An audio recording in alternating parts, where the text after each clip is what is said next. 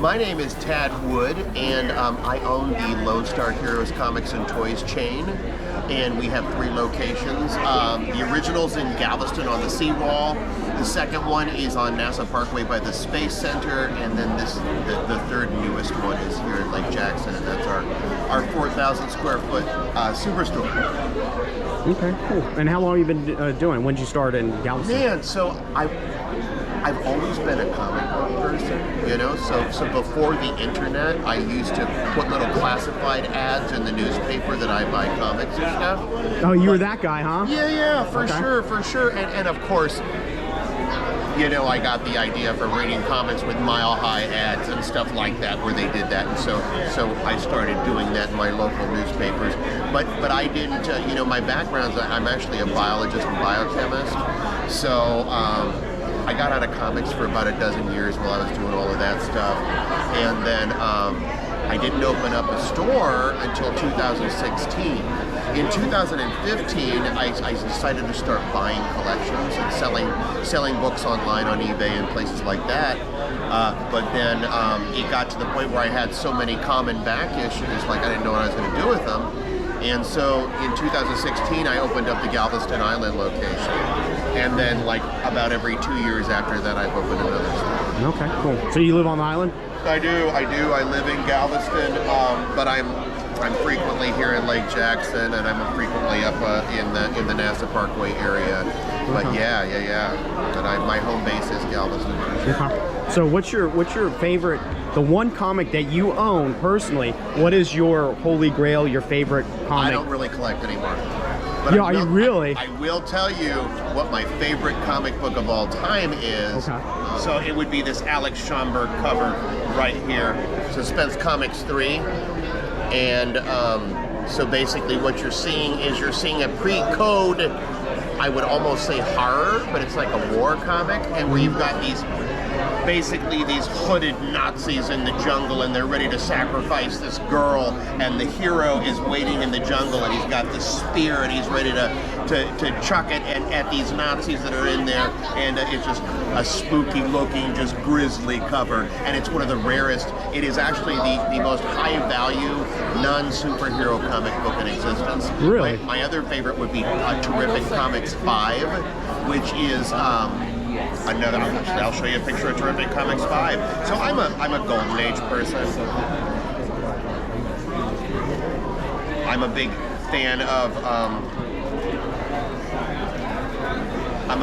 of pre-code horror and all of the oddball art of the day. So this would be, I know it's a very a really spectacular comic book, and that yellow and orange on Terrific Comics 5, you see they're lowering that girl down under that spiked wheel, and there's all those hooded menaces in the back, and there's, again, you've got the hero coming in with, you know, shooting these guys as he's trying to save this girl from certain death. But that's the kind of artwork that you could only get in those times, right? It's a product of the time, a product of that history and in that environment, you know. And to me, it's just so fascinating.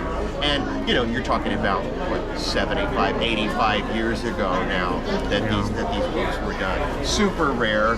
These are the type of books you probably wouldn't have seen on the newsstand even in contemporary times. Like, those are the type of books that, like, the newsstand may have hidden down behind because they're controversial and offensive, sort of, you know. And they probably didn't have a very big print run anyway, you know. So they had a small print run, and even in their times when you had all kinds of controversial covers coming out, those two covers would have been dicey, you know, would have been something you hide under the counter possibly, and Mom certainly would have thrown it away when you got she home. found it, yeah. So there's not very many copies of those that survive today. Oh, okay. Yeah. And then, so you guys also do toys, obviously. I mean, any kind of pop culture, you know. Our primary is comic books and toys and vintage toys, but we do gaming stuff, and we do posters and movies and all kinds of statues and pop culture stuff. For sure. Is there anything in particular about the comic business that you enjoy the most? So, owning stores or whatever it is, right? Well, I mean, the number one thing I love about being in business for myself is that I'm autonomous. I'm my own boss, and it's the freedom of it. But I could get that if I had tire stores, you know. It could be anything. But what do I like about the comic book business? I have to say it is all of the bizarre, unusual material, the artwork that I come across, and the history. Comic book history is American history at its finest, right? You know, there's not very many things that are really American. I mean, apple pie, hell, it's English. They say as American as apple pie, hell, that's English, right? You know, I think baseball is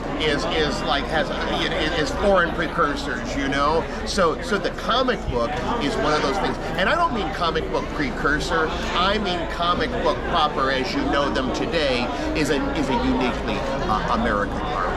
Okay. You know, there were precursors that started in Asia or started in Europe and things, but they weren't the comic book as you know it. The comic book as you know it is uniquely American art form. Okay, and cool. so those are the things that I love, the history of it, the artwork, and particularly I'm into really kind of dark and dicey artwork and, you know, exploitation films and that sort of art and horror films and horror comic books and artwork. And so, yeah, those are the things that are my favorite about this business. And I get to touch all of this material and take a look at it like, oh man, I've never had one of those before, look at that. And then I get to sell it to somebody, make a profit, and they get to take it home and love it. So, you know, it's a win-win for me, for sure. Yeah, so you just enjoy everything. I do. I love it. I'm not a collector. I'm not a big, you know, I'm not really kind of a pop culture, you know, joiner per se, but I like to watch it. Like, you're not going to catch me cosplaying, but I like that people do it. I think it's weird. I think it's cool to see all these colorful outfits and all this weird stuff going on.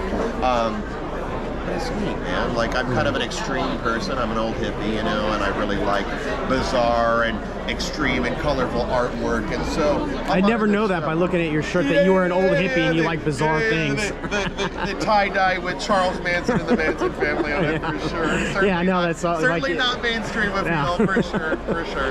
But yeah. Well, I appreciate your time today. It was Yeah, really cool. well, nice to meet you. Nice to meet you. Yeah.